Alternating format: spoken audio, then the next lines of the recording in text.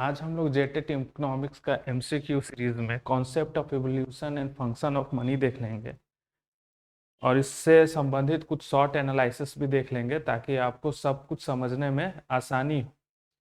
तो पहला क्वेश्चन देखते हैं कि मुद्रा का कार्य क्या है। विनिमय का माध्यम है, मूल्य मापन, मूल्य संचय या फिर उपयुक्त सभी। हालांकि इसका आंसर तो उपयुक्त सभी होगा, लेकिन आप थोड़ा मनी के बारे में जान लीजिए। तो मुद्रा का अंग्रेजी शब्द क्या है? मनी। मनी कहाँ से आया? ग्रीक वर्ड मोन्टेना से।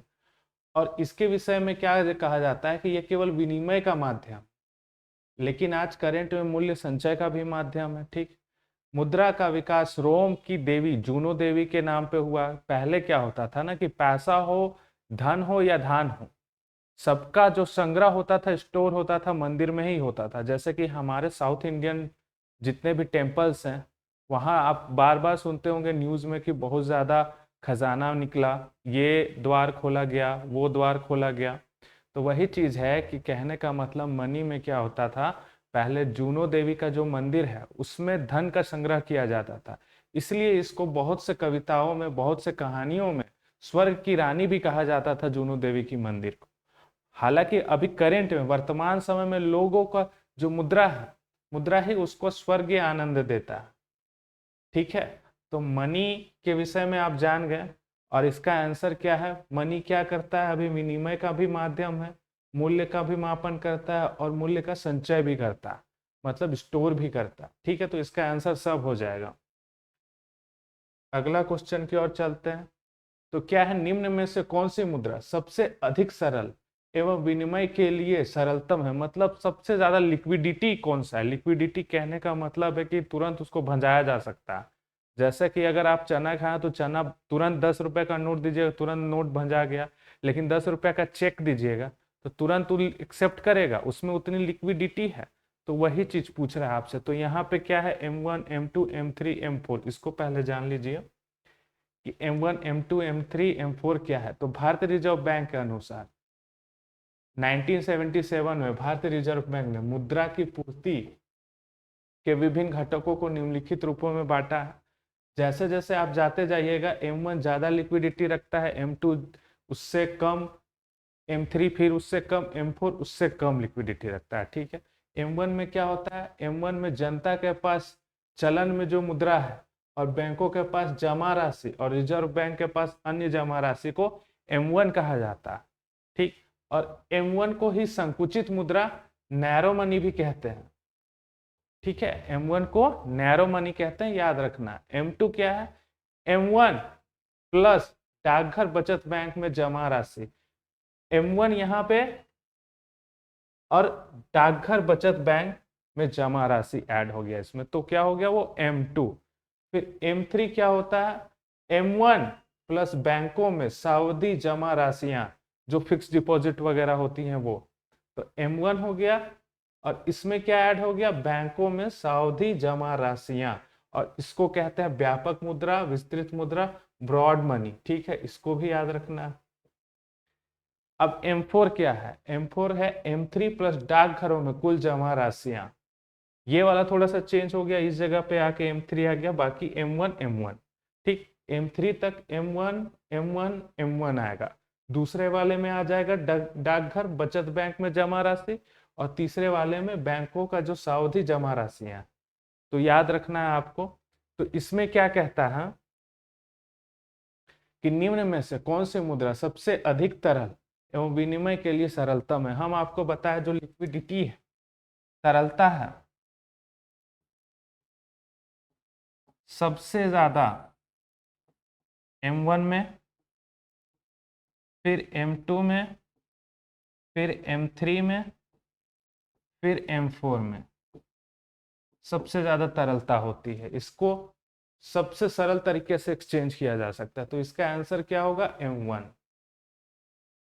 अगला क्वेश्चन, मुद्रा की पूर्ति में व्यापक मुद्रा कौन सी है? तो हम आपको बताएं ब्रॉड मनी कौन सी है, तो M3। ये सारे कॉन्सेप्चुअल चीजें हैं, इनको याद रखना होगा आपको। बाकी इसका डिटेल एनालिसिस हम लोग क्लास में करते हैं, तो यहाँ सिर्फ इतना ही हम करा सकते हैं आपको 1 रुपए के नोट में किसके हस्ताक्षर होते हैं? तो इसको हम पिछले वाले ही एमसीक्यू सीरीज में आपको बता दिए थे कि इसमें वित्त सचिव के सिग्नेचर होते हैं। 1 रुपए से ऊपर जितने भी नोट्स होते हैं उसमें रिजर्व बैंक ऑफ इंडिया के गवर्नर के साइन होते हैं।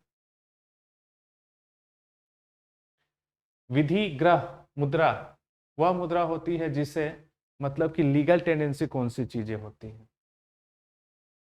तो सबसे पहले जान लीजिए कि टाइप्स ऑफ करेंसी, मुद्रा के प्रकार कौन कौन से होते हैं। पहला होता है मेटल करेंसी, जैसे पहले जो सोना चांदी का सिक्का चलता था वो मेटल करेंसी था। एग्जाम्पल से आप समझ जाइएगा। इसका क्या होता था, अपना एक आंतरिक मूल्य होता था, इसका अपना एक मूल्य होता था। सोना चांदी एक अलग मूल्य भी है और इसका अपना आंतरिक मूल्य है। मतलब अगर मान के चलिए जो सोना का सिक्का है उसका अपना भी तो मूल्य है। दूसरा क्या है, कागजी मुद्रा, पेपर करेंसी। इसको भारत का जो रुपया है वो क्या है, पेपर करेंसी, और इसका कोई आंतरिक मूल्य नहीं होता। ठीक है, इसका कोई आंतरिक मूल्य नहीं होता है।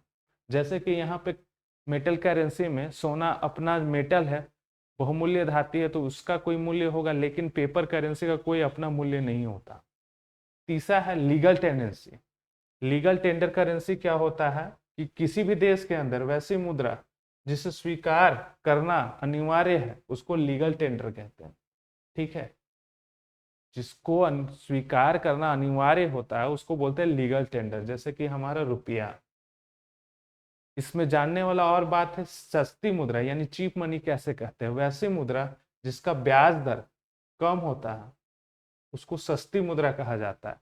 जैसे कि विकासशील देशों की मुद्रा, नेपाल और भारत की मुद्रा को चीप मनी कहा जाता है, सस्ती मुद्रा कहा जाता है, क्योंकि इसमें ब्याज दर बहुत कम होता है। एक है सॉफ्ट करेंसी, सुलभ मुद्रा। वैसी मुद्रा जिसका मांग कम हो और पूर्ति अधिक हो। मतलब सुलभ तरीके से आपको मिल जा रहा है। जैसा बात है, पूर्ति अधिक होगा तो सुलभ तरीके से मिल रहा होगा, इसलिए सुलभ मुद्रा। अब जैसे कि इसका एग्जाम्पल है वेनेजुएला की मुद्रा। वहां पे मनी का जो सप्लाई है बहुत ज्यादा है। 1 किलो प्याज के लिए 1 बोरा नोट लेके जाना पड़ता है, तो उसको बोलते हैं सॉफ्ट करेंसी। छठा क्या है, महंगी मुद्रा, डियर करेंसी। वैसी मुद्रा जिसका ब्याज दर अधिक होता है उसको महंगी करेंसी कहते हैं। ठीक है, उसी तरह है हार्ड करेंसी।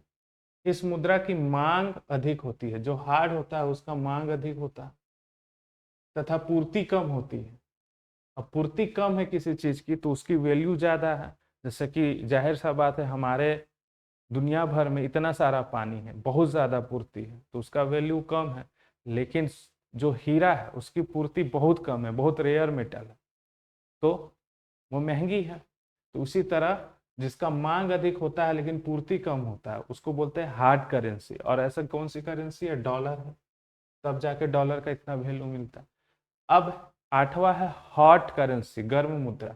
जैसे कोई भी चीज हॉट खाना लेते हैं तो हाथ ऐसे उछलाते हैं, निकलता है। उसी तरह हॉट करेंसी क्या होता है, वैसी मुद्रा जिसका मूल्य बहुत तेजी से परिवर्तित हो, जिसका जो वैल्यू है, मूल्य है, बहुत तेजी से परिवर्तित हो, उसको हॉट करेंसी कहते हैं। वह लाभ वाले स्थान पर चली जाए उसको गर्म मुद्रा यानी हॉट करेंसी कहते हैं। इसका प्रयोग उद्योगपति तथा व्यापारी करते हैं। नवा है प्रतिबंधित मुद्रा, रिस्ट्रिक्टेड करेंसी। वैसी मुद्रा जिसको आईएमएफ नीड का पालन ना करके अपने देश मुद्रा का स्वतः घटा बढ़ा देती है उसको प्रतिबंधित मुद्रा कहते हैं। जैसे चीन का युआन, चीन की करेंसी है ना युआन, वो रिस्ट्रिक्टेड करेंसी है। और रिस्ट्रिक्टेड करेंसी का क्या डेफिनेशन है, वैसी मुद्रा जो आईएमएफ के नीड का पालन ना करके अपने देश की मुद्रा का स्वतः घटा बढ़ा देती है तो उसको रिस्ट्रिक्टेड करेंसी कहते हैं। जैसे चीन में युआन है। एक आप क्रिप्टो करेंसी अभी बहुत सुने होंगे। तो क्रिप्टो करेंसी क्या है, एक वर्चुअल मनी है। यह एक विशेष प्रकार का सॉफ्टवेयर से बना होता है जिसका केवल ऑनलाइन लेन देन ही संभव।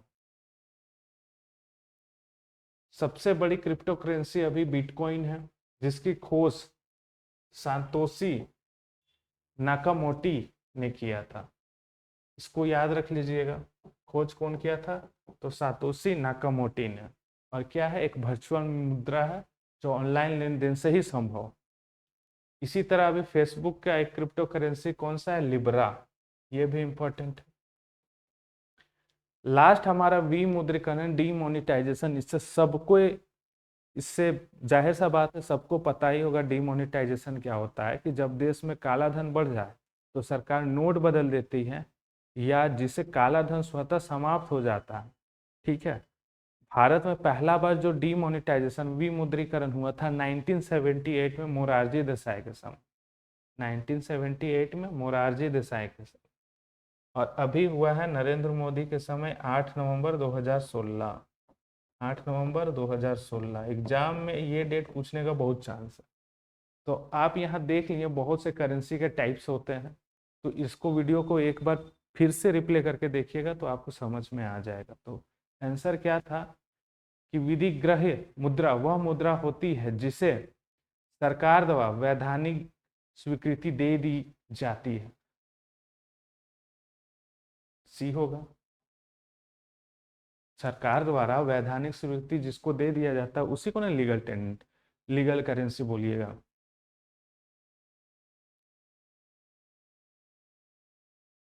अगला क्वेश्चन क्या है कि भारत में जो रुपये का चिन्ह है उसका प्रारूप किसने दिया था। जो रुपये का हमारा चिन्ह है, इस तरह का जो चिन्ह है, इसका प्रारूप किसने दिया था, तो इसके बारे में आप जान लीजिए। इसको दिया था उदय कुमार ने। ठीक है, अब रुपये का जो साइंबोल है के लिए चयनित चिन्ह आईआईटी मुंबई के स्नातकोत्तर उपाधि प्राप्त डॉक्टर उदय कुमार ने दिया था, जिसमें देवनागरी के र और रोमन अक्षर आर से मिलते जुलते प्रतीक चिन्ह को रुपये के सिंबल के रूप में स्वीकार किया गया है। ठीक है, जैसे कि यहाँ देवनागरी हिंदी में र भी दिखाई दे रहा है और फिर आर भी दिखाई दे रहा है, तो दोनों का इंडिकेशन हो गया, बहुत अच्छा सिंबल बना है। तो इसको सिंबल के प्रतिपादक प्रारूप कौन दिए थे, तो डी उदय कुमार, याद रखिएगा। भारतीय रिजर्व बैंक नोट निर्गमन की निम्नलिखित में से कौन सी पद्धति को अपनाता है, इसको हम बताए थे पिछले क्लास में भी। तो ये न्यूनतम कोष पद्धति थी। ठीक है, न्यूनतम कोष पद्धति का उपयोग किया जाता था, और न्यूनतम कोष पद्धति में क्या था कि आरबीआई को 200 करोड़ रुपए को रख लेना पड़ता तब नोट छाप सकते हैं। आरबीआई 200 करोड़ रुपए का नोट को रख लेगी, जिसमें से 115 रुपए भारतीय रुपया में या फिर सोना में, जबकि शेष 85 करोड़ रुपया विदेशी मुद्रा में रखना होता है, तब जाके वो नया नोट छाप सकती है। और इसका जो प्रारूप है, जो प्रणाली है, उसको बोलते हैं न्यूनतम आरक्षित कोष प्रणाली।